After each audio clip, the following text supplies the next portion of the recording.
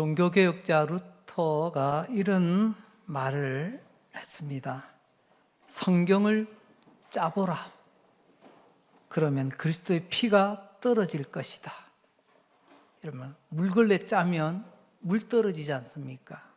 성경을 짜면 예수 그리스도의 피가 떨어집니다. 예수 그리스도의 피가 떨어지는 그 현장을 우리는 십자가라 그렇게 부릅니다. 성경의 중심 이야기는 세상적인 성공이나 형통이 아닙니다. 대박 나세요가 아니에요.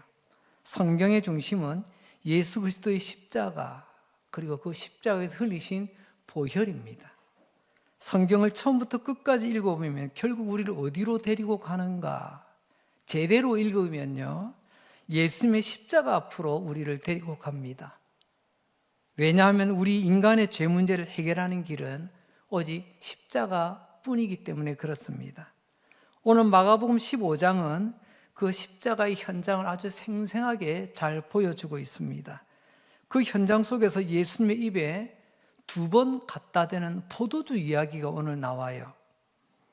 한 번은 거절하신 포도주 이야기, 한 번은 받으신 포도주 이야기. 그게 그 십자가 현장에서 있었던 이야기입니다. 왜 예수님 첫 번째 포도주는 거절하시고 두 번째 포도주는 받으셨을까요?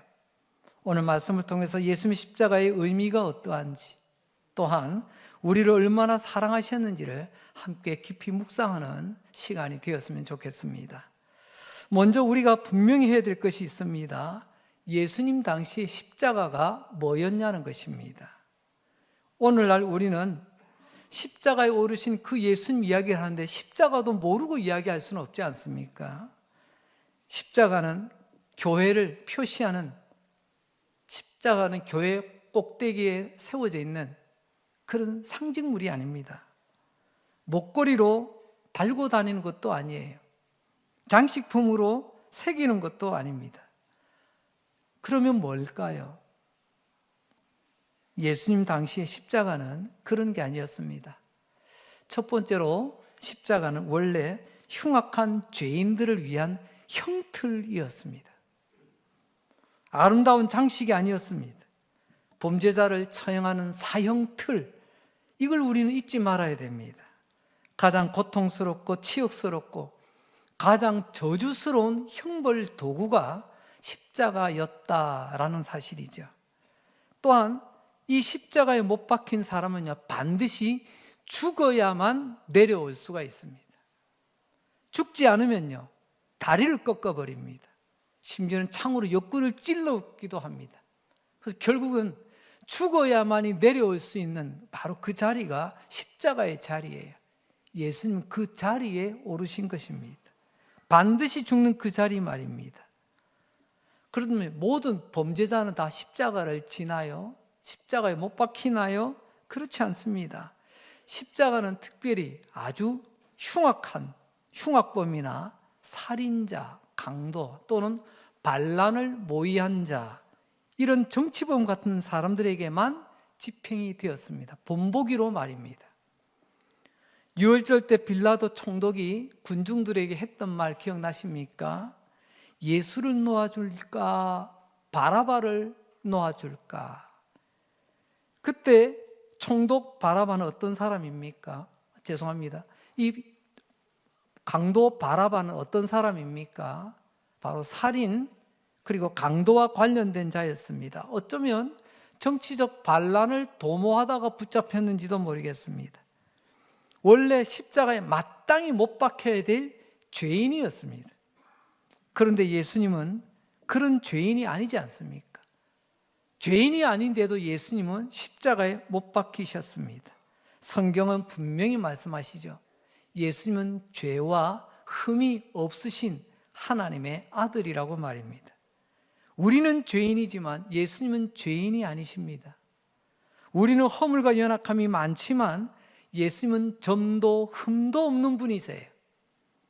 그렇다면 왜 예수님이 이런 가장 잔인한 형벌인 십자가에 달려야만 했을까요? 바로 여기에 복음의 핵심이 있습니다.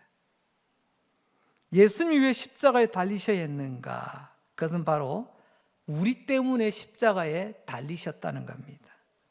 예수님이 십자가에 못 박혀 피 흘리신 이유를 크게 두 가지로 보는데요. 하나는 인간적인 측면입니다. 또한 하나님 편에서의 이유입니다. 먼저 인간적인 이유를 찾아봅니다. 당시의 종교 지도자들, 서기관들, 바리새인들, 이들은 종교적 권력을 꽉 쥐고 있던 사람들입니다.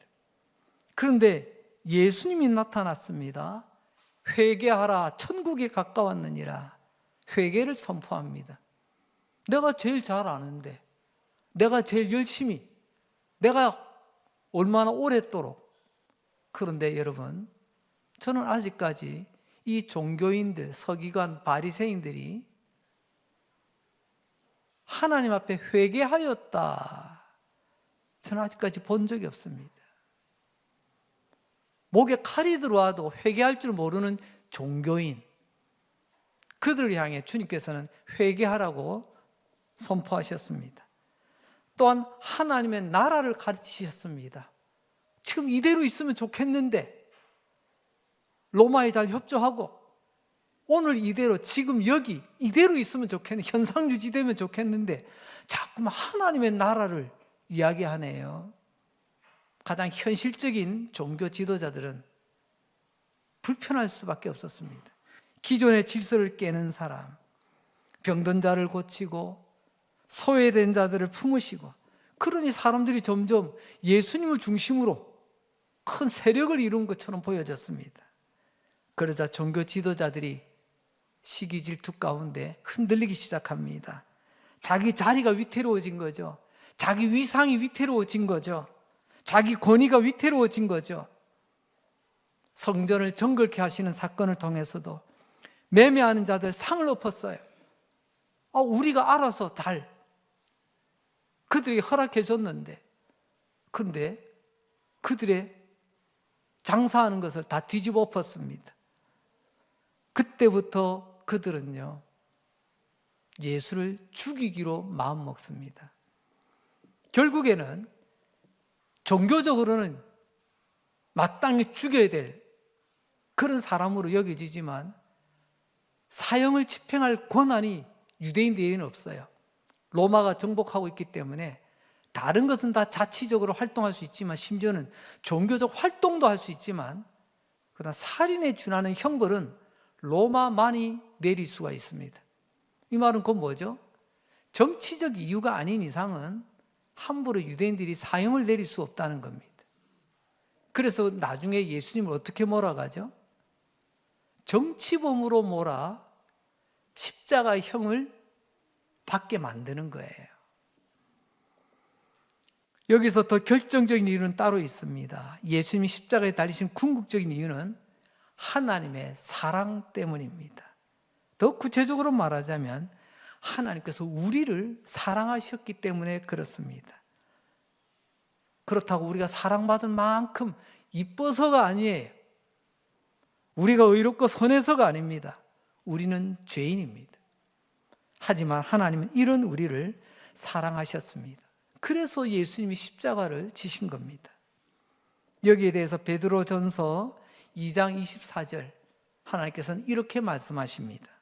친히 나무에 달려 그 몸으로 우리 죄를 담당하셨으니 이는 우리로 죄에 대하여 죽고 의에 대하여 살게 하려 하심이라. 그가 채찍에 맞음으로 너희는 나음을 얻었나니. 여러분, 이 말씀에 아주 중요한 단어가 있습니다.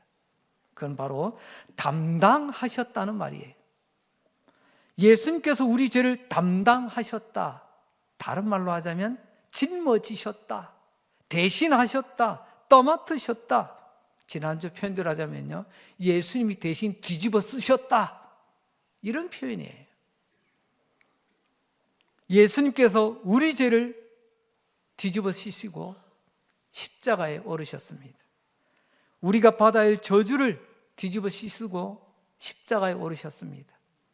우리가 받아야 할 형벌을 뒤집어 씻으고 십자가로 오르셨습니다. 우리가 받아야 할 심판을 뒤집어 쓰시고 십자가에 오르셨습니다. 그리고 십자가에서 이 모든 것을 친히 감당하셨습니다. 여러분, 이것을 우리는 복음이라고 합니다. 예수님이 죄인이 되신 것이 아니라 죄 없으신 분이 죄인처럼 취급을 당하게 되었다는 것입니다. 우리가 죄인인데, 그런데 우리가 의인처럼 또한 취급을 받게 되었습니다. 예수님이 죽으심으로 우리는 살게 되었고, 예수님께서 버림을 받으심으로 우리는 받아들여지게 되었습니다. 예수님께서 저주를 담당하심으로 우리는 복을 받게 되었습니다. 십자가에서 이러한 위대한 교환이 일어난 것입니다. 마가복음 15장은 예수님의 십자가의 고난을 아주 생생하게 전달하고 있습니다. 마치 뉴스 기자가 현장에서 전달하는 듯합니다. 십자가의 고난을 이렇게 전하는데 질문합니다. 기자 여러분, 마가 기자, 지금 현장 분위기 어때요? 한마디로 이렇게 답합니다. 고통 그 자체입니다. 십자가는 아름다운 낭만 아닙니다. 고통 그 자체입니다. 말로 다 표현할 수 없는 처절한 고통의 자리, 그게 바로 십자가의 현장이었다는 것입니다. 더 나아가서 그 고통은 단순한 육체의 고통만 말하지 않습니다. 정신적인 고통, 수치를 당하고 멸시를 당하고 조롱받고 버림받은, 그리고 더 나아가서는 영적인 고통, 하나님으로부터 버림받는 고통까지, 한마디로 말하면 이걸 우리는 지옥 같은 고통이라고 합니다.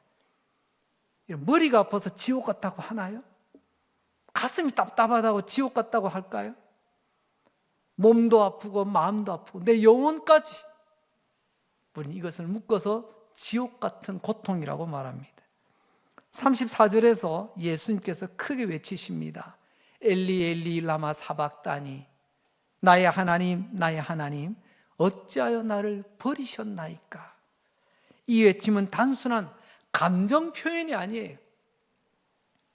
십자가의 고통이 얼마나 깊고 무거운지를 보여주는 그야말로 처절한 전류라고 표현하고 싶습니다. 하나님께서 나를 버리신 것 같은 그 고통, 그것이 바로 지옥의 고통입니다. 예수님 그 고통을 나 대신, 우리 대신 감당하고 계신 것입니다. 자, 이제 오늘 본문은 첫 번째 포도주 이야기로 넘어갑니다. 첫 번째 포도주, 즉 몰약을 탄 포도주 이야기입니다. 23절입니다. 몰약을 탄 포도주를 주었으나 예수께서 받지 아니하시니라. 예수님께서 로마 군인에게 끌려 골고다 언덕에 오르셨습니다. 골고다는 십자가형을 치르는 처형장이라고 설명하고 있네요. 그런데 예수님 그곳에 조용히 사뿐사뿐 산책하듯이 그렇게 걸어가신 분이 아니십니다. 길에서는 온갖 조롱과 멸시와 심지어는 채찍질까지, 그야말로 피 흘림의 길이었습니다. 로마 군인들은 예수님께 가시관을 씌웁니다. 그러면서 말하죠. 네가 왕이냐? 그럼 왕관이 필요하지. 그러면서 푹 씌워줍니다. 그 가시가 예수님의 머리를 찌릅니다. 이건 뭘까요? 왕으로서의 존중이 아니고요, 조롱이잖아요. 그 가시관이 예수님의 머리를 찌를 때 그 이마와 머리에서 피가 흐르고 계속해서 채찍에 맞고, 이러면 채찍, 단순한 가죽이 아닙니다. 역사 사료에 의하면 그 채찍 끝에는 납덩이가 붙어 있답니다. 쇠조각들이. 그래서 맞아서 쫙, 아야가 아니고요, 그 채찍을 때리고 뺄 때 살점이 뜯어져 나온답니다. 그래서 역사 사료에는 채찍 맞다가 십자가형에 올라가기도 전에 채찍 맞다가 죽은 사람도 많다는 기록이 있습니다. 그 정도로 예수님은 이미 초죽음 상태가 되었습니다. 그래서 그 힘겨운 십자가의 길, 누군가가 대신 십자가를 지게 됩니다. 구레네 사람 시몬이 그래서 예수님 대신하여 십자가를 치고 올라가는 이야기가 나오는 거예요. 예수님은 이미 거반 초죽음이 돼요. 너무 약하여 십자가를 그 골고다 언덕까지 올라갈 수가 없는 지경까지 이르렀기 때문에 바로 그때 누군가가 예수님께 모략을 탄 포도주를 예수님께 건넵니다. 이건 당시 일종의 진통제 역할을 했다고 합니다. 통증을 완화해주는 그런 성분 말이죠. 여러분, 전승에 따르면 이런 음료는 사형수의 고통을 조금이라도 줄여주고 싶은 마지막 자비라고 표현합니다. 어차피 죽는다면 당신의 고통이라도 조금 덜어줄게, 나름 그 알량한 마지막 자비의 행위. 그런데 예수님 어떻게 하셨을까요? 받지 않으셨습니다. 첫 번째 포도주, 이 모략을 탄 포도주를 받지 않으셨어요. 거절하셨습니다. 왜요? 예수님은 통증을 못 느껴서 그럴까요? 예수님 하나님 아들이시라면서요? 그런 동화 같은 만화 같은 이야기가 아니에요. 예수님은 하나님 아들이신가 통증을 못 느끼는 게 아닙니다. 예수님은 참 하나님이시면 또한 참 인간이셨습니다. 그래서 예수님은 우리처럼 아픔을 느끼십니다. 때로는 슬픔을 느끼시고요. 때로는 배고픔도 느끼신 분이세요. 그렇다면 왜 거절하셨을까요? 이유는 분명합니다. 예수님은 온전한 정신으로 십자가의 고통을 끝까지 감당하기를 원하셨다는 겁니다. 저는 2년에 한 번씩 위 내시경 검사를 받습니다. 국가에서 받으라고 해가지고요. 다들 그러고 계시죠? 근데 처음에는요, 못 모르고 그냥 받았다가 눈은 충혈되고 목은 퉁퉁 붓고 속은 미식거리고 저는 너무 힘들었어요. 그래서 누가 뭐래도 그 다음부터는요, 무조건 수면 내시경 합니다. 누웠습니다. 자, 이제 마취 들어갑니다. 자, 숫자 세어보세요. 제 기억으로요, 몇 개까지 센 줄 아세요? 하나 하고 눈 떠보니까 회복실이더라고요. 저는요, 그 고통이 너무 힘들더라고요. 그런데 우리 예수님은요, 오히려 통증을 줄여주겠다고 모략을 탄 이 포도주를 주는데도 거절하셨습니다. 왜요? 맑은 정신으로, 온전한 의식으로 우리가 받아야 할 저주와 심판을 끝까지 감당하시기 위해서, 그래서 모략탄 포도주를 거절하신 겁니다. 이 장면은 우리에게 무엇을 말해주죠? 예수님은 대충 우리를 구원하지 않으셨다는 거예요. 예수님은 적당히 고통을 줄여가며 우리를 살려주신 게 아닙니다. 예수님은 끝까지 분명히 깨어있는 의식으로 우리 죄를 위하여 자신을 내어주신 겁니다. 우리를 향한 사랑이 그만큼 진지했고 철저했고 그만큼 기뻤다는 뜻이죠. 이제 두 번째 포도주 이야기입니다. 두 번째 포도주는 신포도주라 그렇게 표현합니다. 오늘 25절에 보면 제3시라고 되어 있는데요, 성경의 시간 개념은 오늘날 우리 시간하고 조금 차이가 납니다. 특별히 이 마가복음의 시간에는요, 여기다가 6시간을 더하면 현대 오늘 우리 시간하고 엇비슷합니다. 여기서 3시라고 하는 것은 6시간이 더하니 오전 9시를 말하고 있습니다. 즉 오전 9시에 예수님께서 십자가에 못 박히십니다. 그 고통 가운데 얼마나 갔을까요? 시간이 흘러 제9시, 즉 6시간을 더하니 오후 3시가 됩니다. 계산이 나오죠. 성경을 통해서 예수님께서 오전 9시에 십자가에 매달리셔서 오후 3시까지 그 처절한 고통 가운데 있었다는 것을 우리는 알게 됩니다. 하지만 그 6시간도 그냥 고통의 시간으로 끝나지 않았습니다. 주변 사람은 계속해서 예수님을 조롱했습니다. 네가 그리스도라면 내려와봐. 네가 하나님의 아들이라며 너 스스로 한번 구원해봐. 그러면 내가 믿을게. 여러분, 과연 이 사람들이 믿고 싶어서 던지는 말일까요? 지금 조롱하는 말이잖아요. 얼마나 잔인합니까? 사람 죽어가는데 그 옆에서 이렇게 잔인한 비수 같은 말을 던지고 있습니다. 그때 제9시가 되었을 때 예수님께서 크게 외치시죠. 나의 하나님, 나의 하나님, 어찌하여 나를 버리셨나이까? 이런 가장 순간까지 이르게 되었을 때 그때 한 사람이 달려갑니다. 해면에 적신 신포도주를 해면에 적셔다가 갈대에 꿰어 예수님 입에다가 댑니다.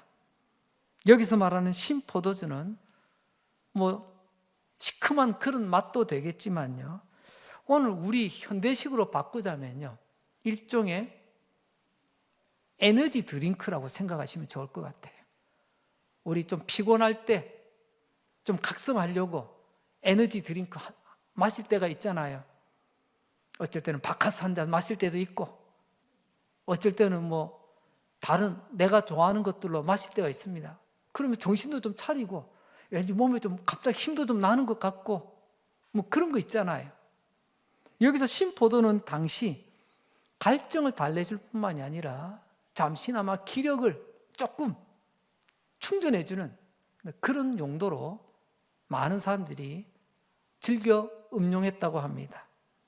그런데 문제는 이 사람이 좋은 의도로 예수님께 이걸 줬냐는 겁니다. 그게 아니라는 거예요. 본문에 보면 그 사람은 이렇게 말합니다. 가만두라. 엘리야가 와서 그를 내려주나 보자. 이게 무슨 말이냐면 요거 먹고 조금 더 힘내가지고 오래오래 한번 버텨봐. 엘리야 올 때까지. 지금 약을 올리는 거죠. 조롱하는 거죠. 좀 더 지켜보자고. 좀 더 오래 끌어보자고. 참 잔인한 조롱이었는데, 하지만 이번에는 예수님 그 신포도주는 받아들이십니다. 이 포도주는 조롱 가운데 들여졌지만 예수님은 받으셨습니다.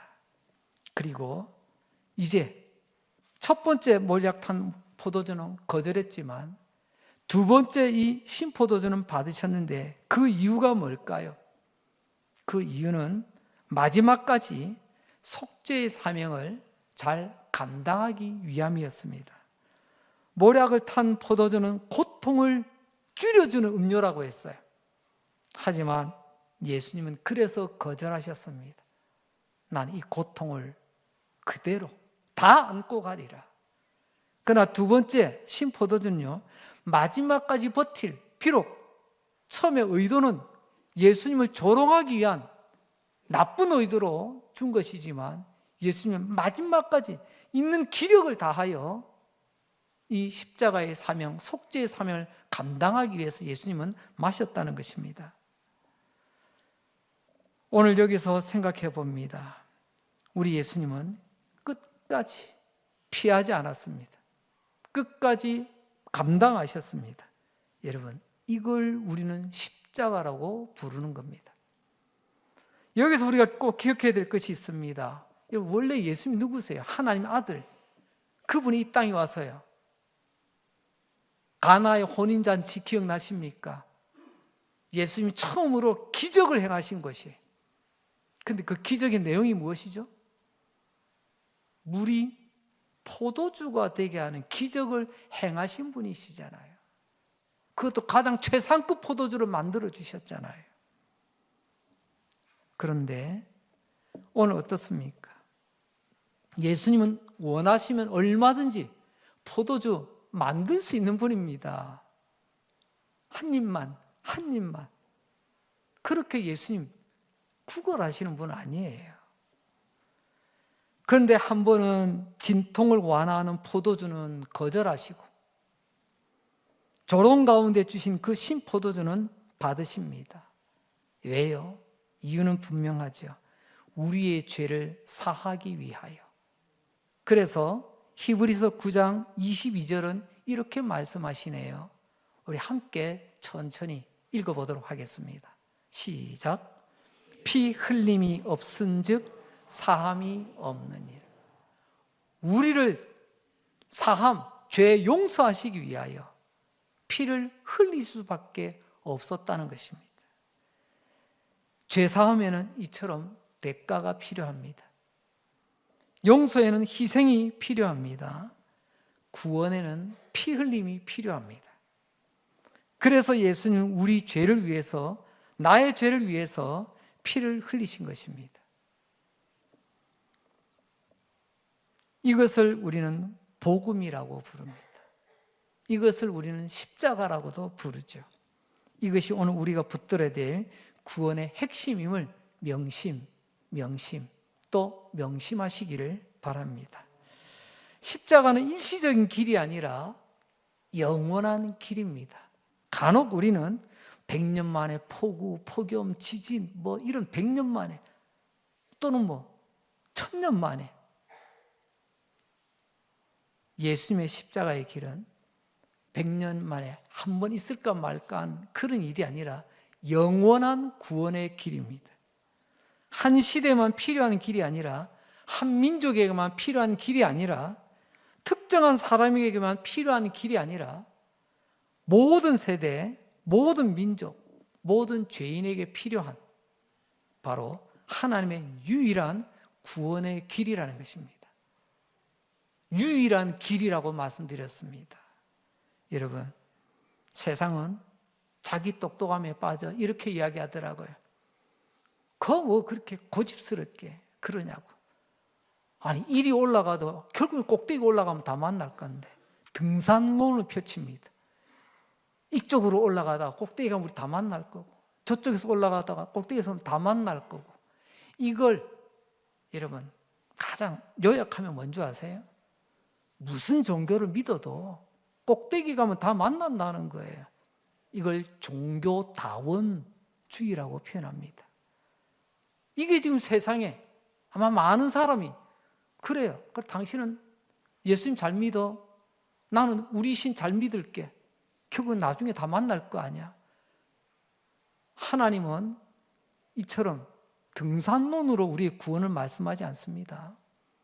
하나님은 똑부러지게 우리에게 말씀하셨어요. 내가 곧 길이요 진리요 생명이니 어떻게 해요? 나로 말미암지 않고, 유일한 길, 예수를 통한 길이 아니면 구원의 길이 아니래요. 할렐루야. 우리는 이걸 믿는 사람이에요. 그걸 위해서 오늘 예수님께서 십자가에 오르신 것입니다. 그러므로 우리는 십자가에 못 박히신 그 예수를 우리의 구원자로 믿고 사랑하며 의지하며 감사해야 될 줄로 믿습니다. 우리는 어떻게 반응해야 되죠? 먼저는 예수님의 십자가를 제대로 알고 믿어야 합니다. 두 번째는 그 예수님께서 십자가에 흘리신 그 피, 그걸 우리는 보배로운 피, 보혈이라고 하잖아요. 보혈에 감사하시기 바랍니다. 그리고 세 번째, 그 예수님의 십자가의 피를 기억하고 기념하는 성찬을 여러분들 의미를 알고 오늘 성찬에 임할 수 있기를 바랍니다. 이제 준비되어져 있습니다. 곧 성찬이 거행이 될 텐데요. 이 성찬의 식탁은 예수님의 찢기신 몸과 흘리신 피를 기억하는 자리입니다. 또한 성찬은 내 죄가 사함 받았음을 확인하는 자리예요. 또한 성찬은 왕이신 하나님과 화목하게 되었음, 그것을 확인하는 그리고 누리는 자리이기도 합니다. 성찬은 장차 하나님의 나라에서 누릴 영광을 미리 맛보는 자리예요. 이처럼 성찬은 영광의 식탁이요, 구원의 식탁이요, 은혜의 식탁입니다. 말씀을 마무리하겠습니다. 성경을 꾹 짜면 성경의 핵심은 예수님의 피라고 했습니다. 그 피는 십자가에서 흘리신 피예요. 그 십자가에서 예수님은 오늘 보니 두 번의 포도주를 대했습니다. 첫 번째 포도주는 모략을 탄 포도주. 예수님은 단호하게 거절하셨습니다. 왜요? 우리 위에 고통을 흐리지 않고 끝까지 온전히 감당하겠노라. 두 번째 포도주는 신포도주였습니다. 이건 예수님이 받으셨어요. 비록 오래 시간 끌고 조롱하려고 준 거지만 예수님은 마지막까지 있는 힘을 다 짜내요. 속죄의 사명을 이루시기 위하여 신포도주는 받으셨습니다. 결국 예수님은 조롱과 멸시 가운데서도 십자가를 끝까지 지셨고, 끝까지 사랑하셨고, 끝까지 참으셨고, 죽기까지 끝까지 순종하셨습니다. 사랑하는 성도 여러분, 이 십자가를 가볍게 여기지 마시고, 예수님의 피를 가볍게 여기지 마시고, 오늘 거행되는 이 성찬을 가볍게 여기지 마시고, 오히려 구원의 감격이 흘러넘치는 복된 이 자리가 되시기를 주의 이름으로 축복합니다.